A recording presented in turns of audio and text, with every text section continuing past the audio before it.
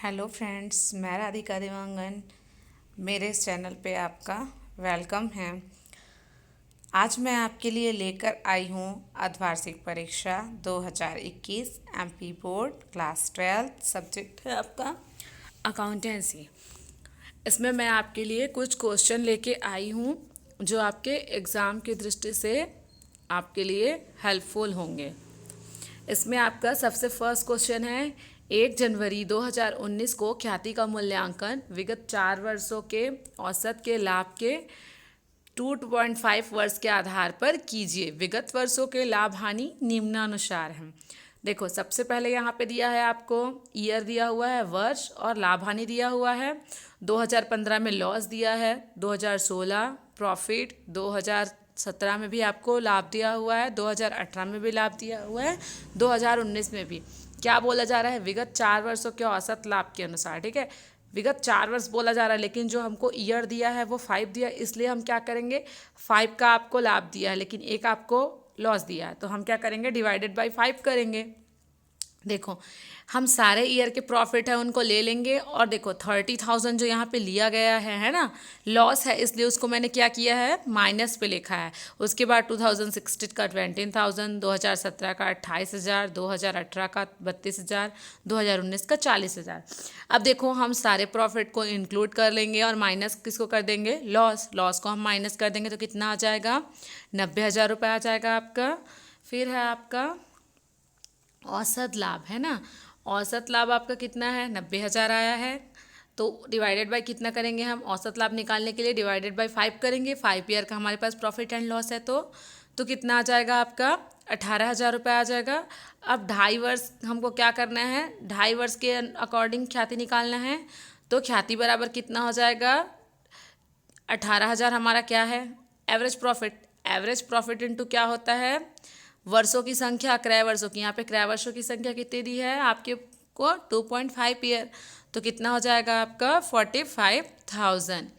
फिर second question है, राम और श्याम को 3:4 के अनुपात में बांटते हुए साझेदार हैं। पुस्तकों में ख्याति प्रदर्शित नहीं है, परंतु इसका मूल्य 42,000 रुपये है। साझेदार भविष्य में लाभों को 4:3 में बांटने का निर्णय करते हैं। ख्याति के उपचार संबंधी पंजी प्रविष्टि कीजिए। अब देखो, सबसे पहले उनका अनुपात कितना था, 3:4 था, है ना, 3:4 था।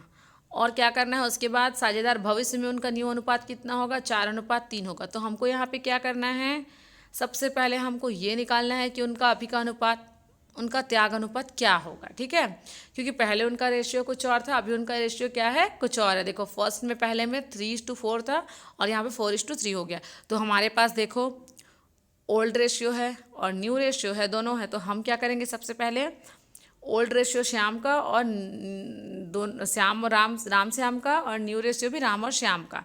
पुराना अनुपात कितना है आपका, 3:4, और नया अनुपात कितना है, 4:3।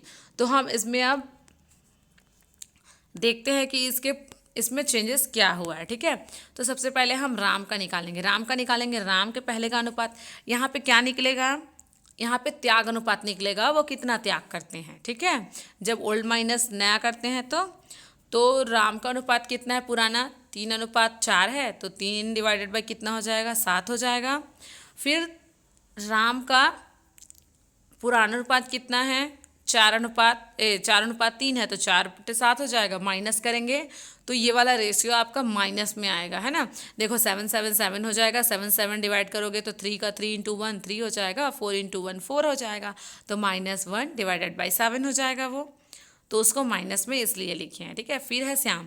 श्याम के पहले का रेशियो क्या था, 4:7, है ना। तो 4 डिवाइडेड बाई 7, और उसका नया अनुपात कितना है, 3 डिवाइडेड बाई 7। इसको निकालेंगे तो 1 डिवाइडेड बाई 7, है ना।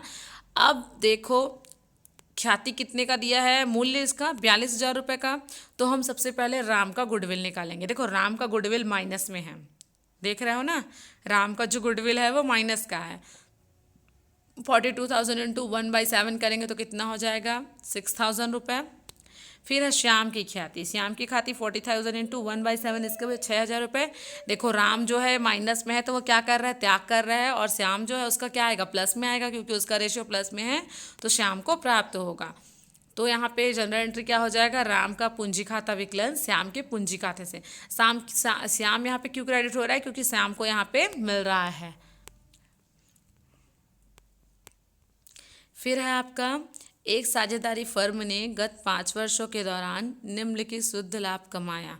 प्रथम वर्ष 20,000 रुपये, द्वितीय वर्ष 25,000 रुपये, तृतीय वर्ष 25,000 रुपये, चतुर्थ वर्ष 35,000 रुपये, पंचम वर्ष 45,000 रुपये।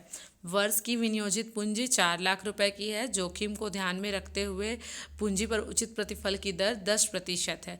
उपरोक्त अवधि से प्राप्त औसत लाभों के 3 वर्ष के क्रय मूल्य के आधार पर ख्याति की गणना कीजिए।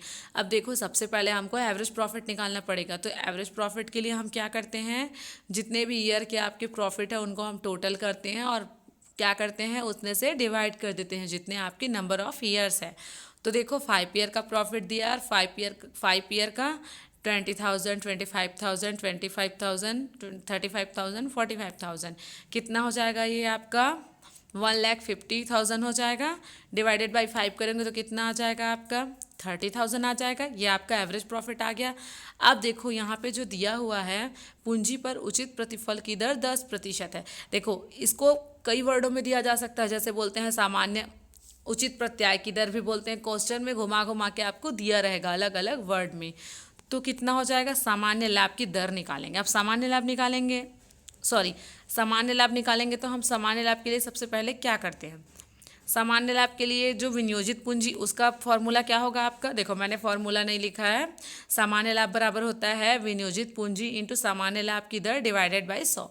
अब देखो विनियोजित पूंजी कितना दिया है, 4 लाख रुपए दिया हुआ है और सामान्य लाभ की दर, यही उचित प्रतिफल की दर कितना है 10% डिवाइडेड बाई 100, तो कितना आ जाएगा 40,000 रुपये। अब हम सुपर प्रॉफिट मेथड है, अधिलाभ विधि है, तो अधिलाभ बराबर क्या होता है, औसत लाभ माइनस सामान्य लाभ। अब देखो औसत लाभ कितना है हमारा 30,000 रुपये है और सामान्य लाभ कितना है 40,000 रुपये है। देखो औसत लाभ से ज़्यादा हमारा सामान्य लाभ है, तो इस कंडीशन में हम क्या करते हैं, औसत लाभ की राशि सामान्य लाभ की राशि से क्या है, कम है, इसलिए हम क्या करेंगे, ख्याति की गणना यहाँ पर नहीं की जाएगी। हाँ, लेकिन यही होता कि कंडीशन में कि सामान्य लाभ हमारा औसत लाभ ज़्यादा होता, सामान्य लाभ कम होता, तो जितना भी हमारा डिफरेंस अमाउंट आता इंटू 3 करते, क्योंकि 3 वर्षों क्रय के आधार पर हमको क्या करना है, यहाँ पे ख्याति का मूल्यांकन करना था।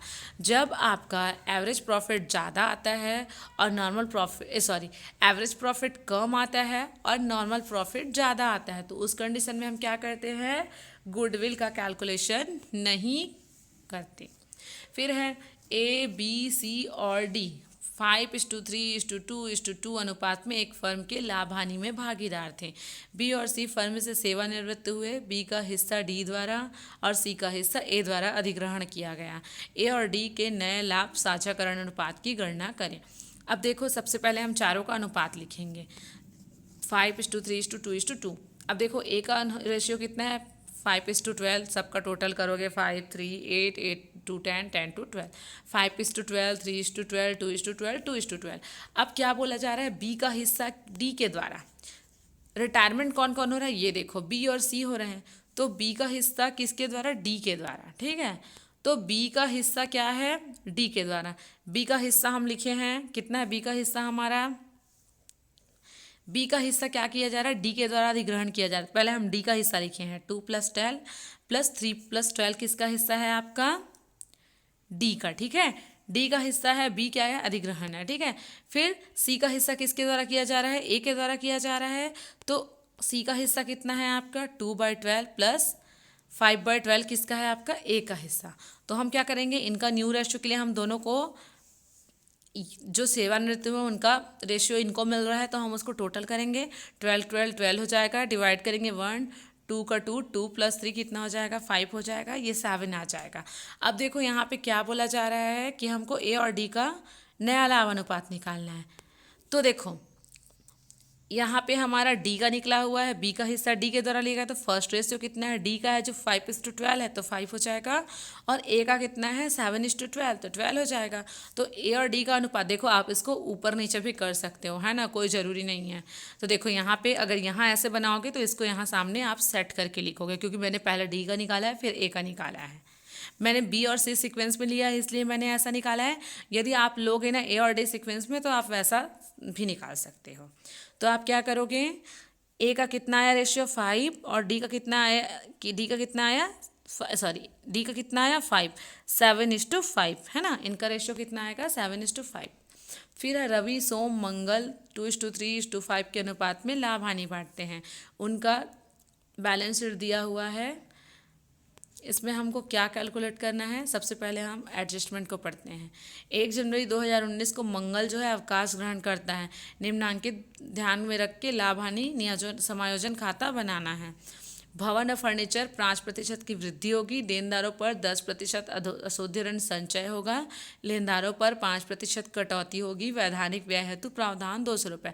अब देखो, आप बोलोगे कि आपको अगर इस चैप्टर का फॉर्मेट आपको जानना है तो आप मुझे कमेंट कर सकते हैं, मैं एक वीडियो फॉर्मेट का भी डाल दूंगी आपके लिए।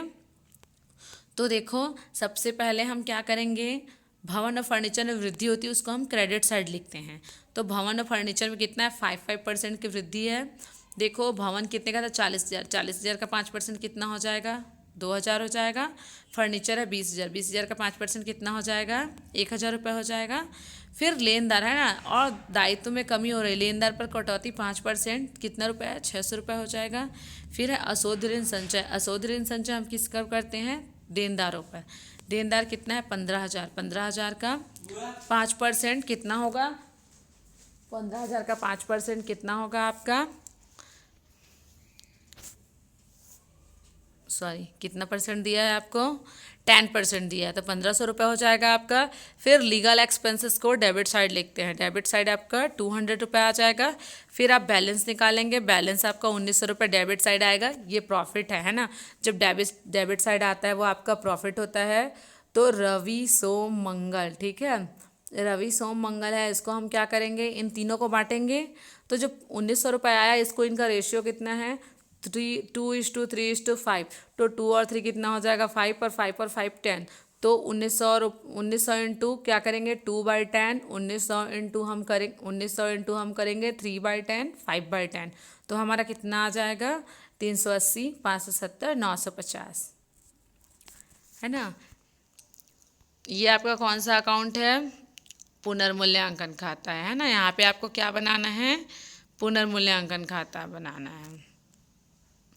ये जो लाभ हानि समायोजन खाता बनाइए लिखा है ना, ये गलत है। यहाँ पे पुनर्मूल्यांकन खाता बनेगा, क्योंकि कोई भी अवकाश ग्रहण करता है तो पुनर्मूल्यांकन खाता बनता है। धन्यवाद।